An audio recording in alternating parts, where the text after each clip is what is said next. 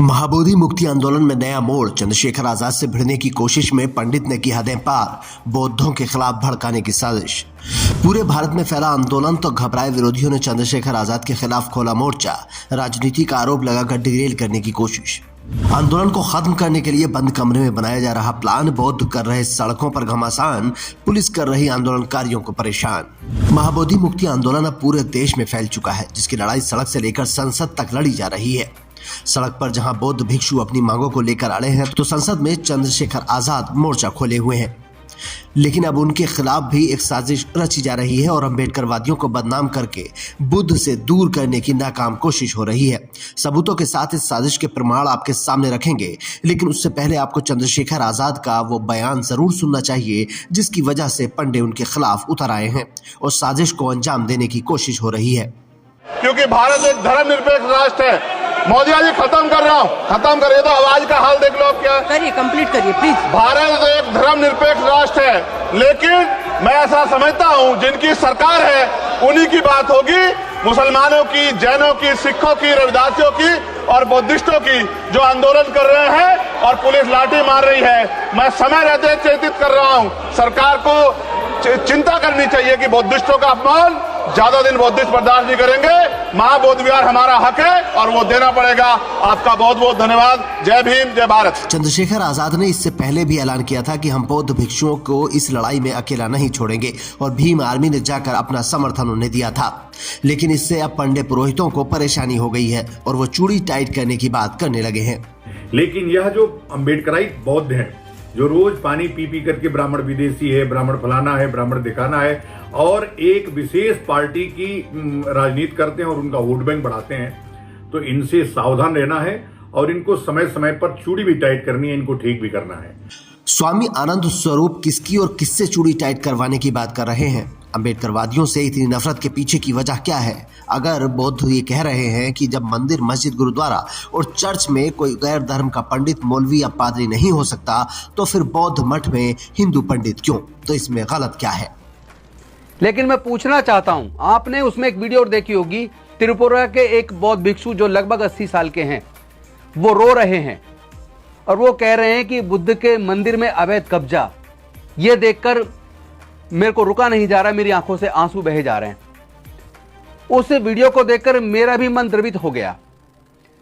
मैं एक बात पूछना चाहता हूं कि जब आस्था की बात आती है, अब आस्था के आधार पर आजकल सुप्रीम कोर्ट से जजमेंट होने लगे हैं। आस्था के आधार पर न जाने कितने दंगे हुए, कितने लोग मारे गए।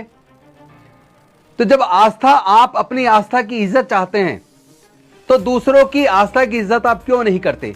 लेकिन इस आंदोलन को डिरेल करने की कोशिश हो रही है और इसमें विदेशी एंगल घुसाया जा रहा है, क्योंकि महात्मा बुद्ध को मानने वाले विदेशों में भी बड़ी संख्या में हैं। उनका नाम लेकर इसको देशी और विदेशी के चक्कर में घुमाकर आंदोलन को कमजोर करने की साजिश रची जा रही है। घूम जगह जगह कई गुरुओं के पास गए। अंत में उनको जहां से गया से उनको जो ज्ञान प्राप्त हुआ, ज्ञान प्राप्त करने के बाद आदमी बौद्धिक बुद्ध हो जाता है। तो वह बुद्ध और अभी के बुद्ध जो तिब्बत में उत्पन्न हुआ, जो तिब्बत में हुए, ये तिब्बती लोग, अब सोचिए, महायान, हीनयान, वज्रयान, थेरयान, पता नहीं अब दूसरा भी अभी भीमयान, कितने यान चल गए हैं। अब आप सोचिए, मैं इन बातों को नहीं कहता हूं, लेकिन इनकी धाराएं सोचिए। कहते हैं कि जातिवाद बुद्ध मुक्त कराने के लिए जातिवाद आए थे। अब सोचिए इनमें कितनी जातिवाद है। अब इसमें ऊंची जात वाले सवर्ण बौद्ध, सामान्य जात वाले बौद्ध, फिर नीच कुजात अछूत वाले बौद्ध, इतने हैं। और फिर अब उसमें जाति भेद देखिए, हीनयान, महायान, वज्रयान, भैर, भीमयान, थेरवाड़, त्रिलोक, गरा, दरा, बेता, बेदा, कल्पा, थल्पा, दोम्बा। अभी सब नामियां देखिए, कल्पा, थल्पा, दोम्बा, जोम्बा, बोडो, नोनो। क्या ये भारत के नाम है? ये भारतीय नाम है? कहीं से आपको लगता है? दूसरा देखिए, अब जो अछूत जातियां उनको देखिए, बुराकुमीन, पयाक्यून, यागबान, बीकजोंग, जियामीन, रोधियास, राग्यब्बा, वज्रधरा, मोन, गराबा। यह तो वो जातियां हैं जिसको कि जो सवर्ण बौद्ध हैं वो छूते भी नहीं है। जो स्वामी आनंद स्वरूप बौद्ध धर्म के जातिवाद को गिनवा रहे थे, उनके असली विचार आपको जानना जरूरी है।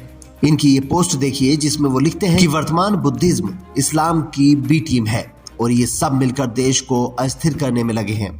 देश को सावधान रहना चाहिए। मतलब एक शांतिपूर्ण आंदोलन से इतना डर, कमाल बात है। जब कुछ नहीं मिला तो आंदोलन को बदनाम करने की कोशिशें की जाने लगी। लेकिन बौद्ध भिक्षुओं का ये आंदोलन 1 महीने से लगातार चल रहा है और भूखे प्यासे रहकर बौद्ध अपने मठ को मांग रहे हैं। जिस सरकार ने कानून बनाया था उसी से वापस लेने की मांग कर रहे हैं। लेकिन सरकार के कान पर जूं नहीं रेंग रही है और आंदोलन को बदनाम करने के लिए अब कुछ ऐसे लोग भी आ गए हैं जिनका बुद्धिज्म से कोई लेना देना नहीं है और ना ही भगवान बुद्ध को मानते हैं। बस मठ से आने वाले पैसे से उन्हें प्यार है। कमेंट बॉक्स में बताइए ऐसे लोगों के साथ क्या करना चाहिए और किस तरीके से इनको जवाब दिया जाना चाहिए। Bureau report, Indian news.